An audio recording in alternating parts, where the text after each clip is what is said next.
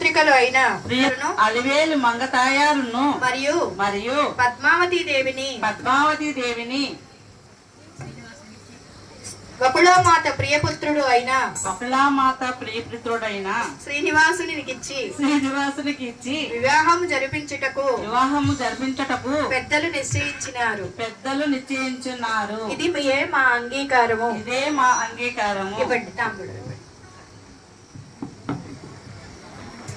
Madam మళ్ళీ గట్టిగా.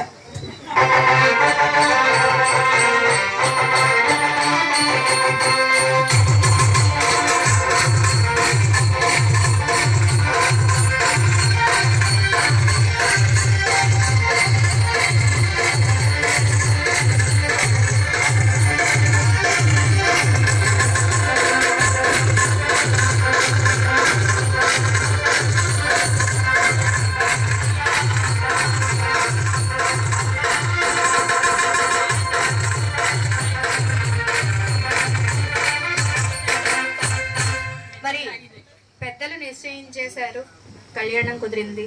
మళ్ళీ కూర్చుంటారు దంపతులు. ఆకాశరాజు గారు కూర్చోవాలి. అలాగే ఒకడో మాత కూర్చోవాలి. వెంకటేశుని చరితము వింటే పాపములన్నీ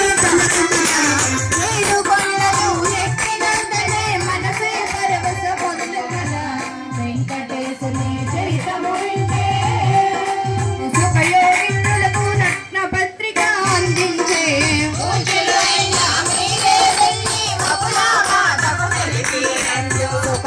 ఎంతో సంతోషించి శేషాచలమే చేరనుగా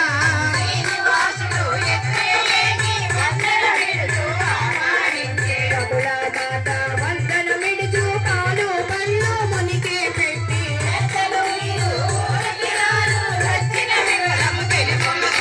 సుఖముని అప్పుడు చిరునవ్వులతో లగ్న పత్రిక అందించే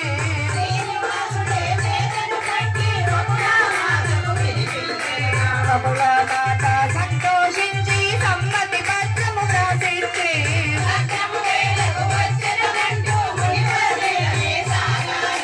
వెంకటేశుని చరితము వింటే శ్రీనివాసుని వద్దకు నారదముని వచ్చుట.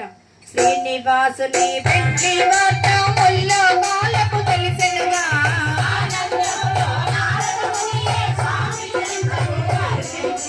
నారదమునికి నమస్కరించి శ్రీనివాసుడు ఇటు పలికే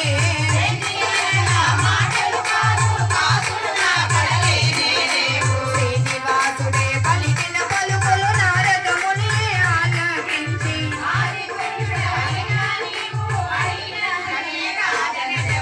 శ్రీనివాసుని పెండ్లి అనగా ముల్లోకాలకు పండుగ కాదా.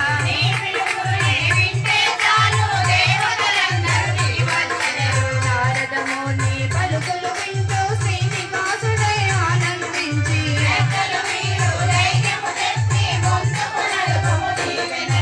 వెంకటేశుని చరితము వింటే నారదముని పిలువగా దేవతలందరూ శేషాచలము చేరుట.